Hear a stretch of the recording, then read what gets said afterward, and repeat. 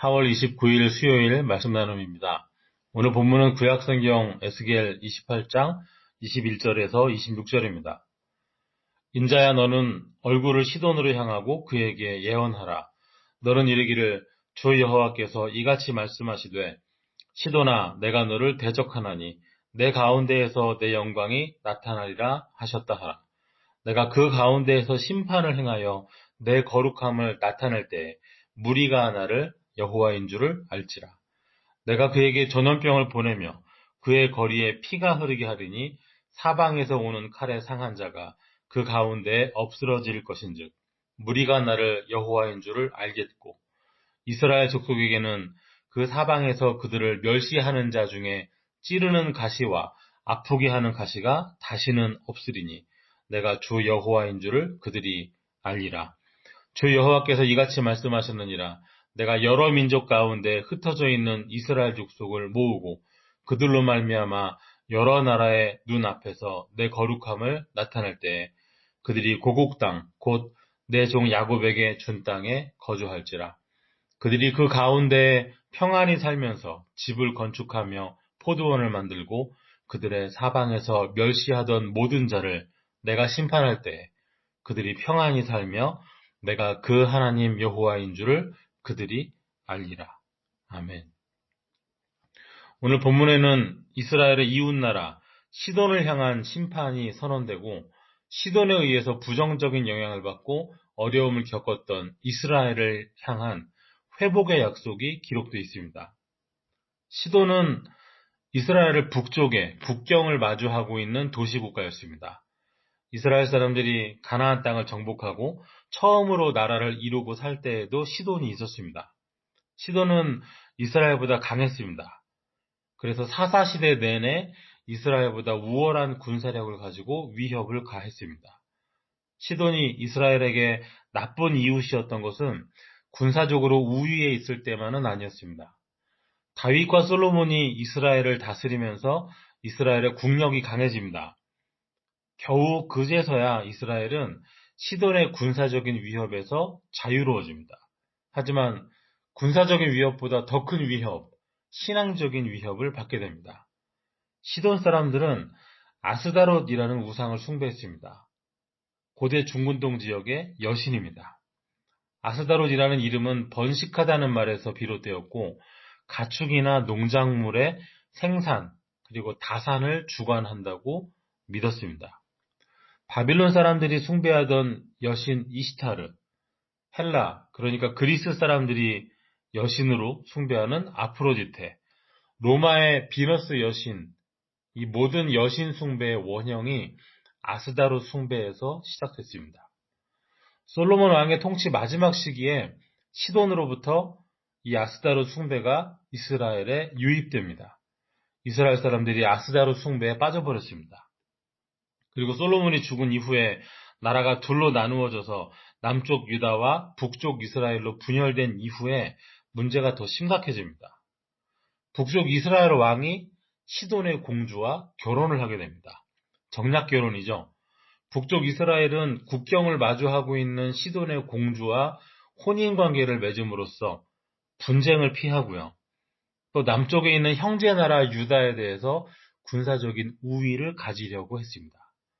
동족을, 같은 민족을 이겨보려는 이 그릇된 시도는 결국 북이스라엘 전체를 아스다롯을 비롯한 여러 가지 우상 숭배에 빠져들게 만듭니다.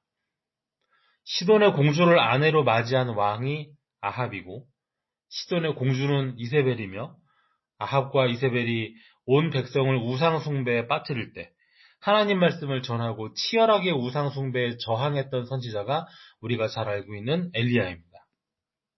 이스라엘에게 있어서 시돈은 때로는 칼에 의한 두려움이었고 신앙의 바른 길에서 벗어나 발목을 잡는 올무였으며 하나님을 떠나게 만드는 유혹이었습니다.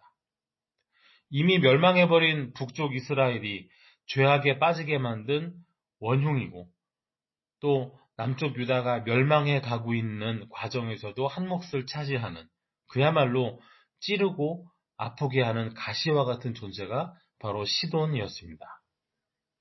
찌르는 가시와 같고 아프게 하는 가시와 같던 시돈을 향해서 하나님께서 심판을 선언하십니다. 22절입니다. 너는 이르기를 주 여호와께서 이같이 말씀하시되 시돈아 내가 너를 대적하나니 내 가운데에서 내 영광이 나타나리라 하셨다 하라. 내가 그 가운데서 심판을 행하여 내 거룩함을 나타낼 때 무리가 나를 여호와인 줄을 알지라. 아스다롯 여신이 모든 것을 주관하는 전능한 여신이고 생명과 소득을 주관하는 신이라며 하나님의 영광을 가로채는 시돈 땅에 심판을 행하신다는 하나님의 말씀입니다. 하나님의 영광이 임하고 심판이 행하여질 때 누가 참된 신인지, 누가 전능하신 하나님이시요, 누가 생명의 주관자이신지를 알게 될 것이라는 말씀입니다. 시돈을 향한 심판의 말씀이 끝난 이후에 하나님께서 이스라엘을 향해서도 말씀하십니다. 저 가시 같은 시돈에게 한 말씀 하신 이후에 이제 아프고 상해서 고통 중에 있는 자식을 바라보는 아버지의 마음이 담긴 말씀이 주어집니다. 고난이 있을 것이나 결국 예루살렘이 포위되고 함락되어 포로 생활을 하겠으나 그럼에도 불구하고 장차 반드시 주어질 은혜가 오늘 본문에 선언됩니다. 24절에서는 찌르는 가시와 아프게 하는 가시가 다시는 없을 것이라 말씀하십니다. 25절에서는 주 여호와께서 이같이 말씀하시느니라. 내가 여러 민족 가운데 흩어져 있는 이스라엘 족속을 모으고 그들로 말미암아 여러 나라의 눈앞에서 내 거룩함을 나타낼 때 그들이 고국 땅 곧 내 종 야곱에게 준 땅에 거주할지라. 여러 민족 가운데 흩어져 있는 이스라엘 족속을 모으신다고 하셨습니다. 나라가 망해버려서 타국 땅으로 흩어지고 포로가 되어서 끌려갔지만 하나님께서 다시 모아주셔서 고국 땅, 옛 야곱에게 약속하시고 주셨던, 조상에게 주신다 말씀하신 바로 그 가나안 땅에 다시 살게 될 것이라고 말씀하십니다. 26절입니다. 그들이 그 가운데 평안히 살면서 집을 건축하며 포도원을 만들고 그들의 사방에서 멸시하던 모든 자를 내가 심판할 때 그들이 평안히 살며 내가 그 하나님 여호와인 줄을 그들이 알리라. 다시 돌아온 가나안 땅에서 평안히 살고 집도 짓고 포도를 심을 것이라고 말씀하십니다. 심판이 일어나고 있는 중에도 그들은 평안히 살 것이라 말씀하십니다. 24절에서 26절까지 하나님께서 이스라엘을 위해서 행하겠다고 약속하시는 하나님의 계획을 한 번 더 정리하면 이렇습니다. 첫째로 가시를 제거해 주실 것입니다. 다시는 찌르지 못하도록, 다시는 넘어지게 하지 못하도록 아예 제거해 주신다는 말씀입니다. 두 번째는 쫓겨났지만은 이방 땅에 포로가 되어 끌려갔지만은 다시 한번 하나님이 주신 약속의 땅으로 돌아오게 하실 것이라는 약속입니다. 세 번째로는 집을 짓고 포도를 심고 오랫동안 평안하게 살 것이라는 약속입니다. 이것이 이스라엘을 향한 하나님의 회복의 계획입니다. 지금 이 약속이 주어지는 시점은 이제 패배하고 멸망하고 포로가 되어 끌려가는 때입니다. 이제 막 가시가 박히기 시작했고 약속의 땅에서 강제로 이주를 당하고 있으며 고향 땅에 살던 집과 포도원은 지금 황폐하게 짓밟히고 있는 때입니다. 바로 이러한 시점에, 바로 이러한 때에 하나님께서는 은혜의 날을, 회복의 날을 말씀하십니다. 가시가 후련하게 제거되고 약속의 땅에 돌아오고 다시 집을 짓고 포도원을 가꾸며 평안히 살 날을 말씀하십니다. 슬픔이 시작되고 있을 때, 눈물이 시작되고 있을 때 하나님께서는 저 멀리 있는 기쁨과 회복을 말씀하고 계십니다. 그리고 이 말씀에 우리가 눈여겨보아야 하는 말씀이 담겨 있습니다. 오늘 본문에 계속해서 반복되는 말씀이 있습니다. 시돈을 향한 심판의 말씀을 하실 때 22절 끝에서 무리가 나를 여호와인 줄을 알지라. 23절의 끝에서도 무리가 나를 여호와인 줄을 알겠고 하셨습니다. 그 이후에 이스라엘의 회복을 말씀하실 때 앞으로 다시는 가시가 없을 것이라 말씀하시는 24절에서 내가 주 여호와인 줄 그들이 알리라 하셨습니다. 비록 흩어질지라도 다시 모아주실 것이며 평안히 살며 집을 짓고 포도원 지을 거라고 말씀하시는 26절에서도 내가 그 하나님 여호와인 줄 그들이 알리라 하셨습니다. 오늘 우리가 읽은 짧은 본문에서만 4차례 여호와인 줄을 알리라, 알지라 하시잖아요. 번역되는 문구에 따라 다릅니다마는 에스겔서 전체에는 무려 60여 차례 그들이 알리라, 나인 줄 알리라, 너희가 알리라, 내가 알리라 이 말씀이 계속해서 반복됩니다. 왜 하나님께서 이토록 여러 번 계속해서 여러 차례 같은 말씀을 반복하실까요? 왜 하나님께서 알리라, 알지라, 알아야 한다. 그날에는 알게 될 것이라고 왜 계속해서 말씀하시겠습니까? 모르니까요.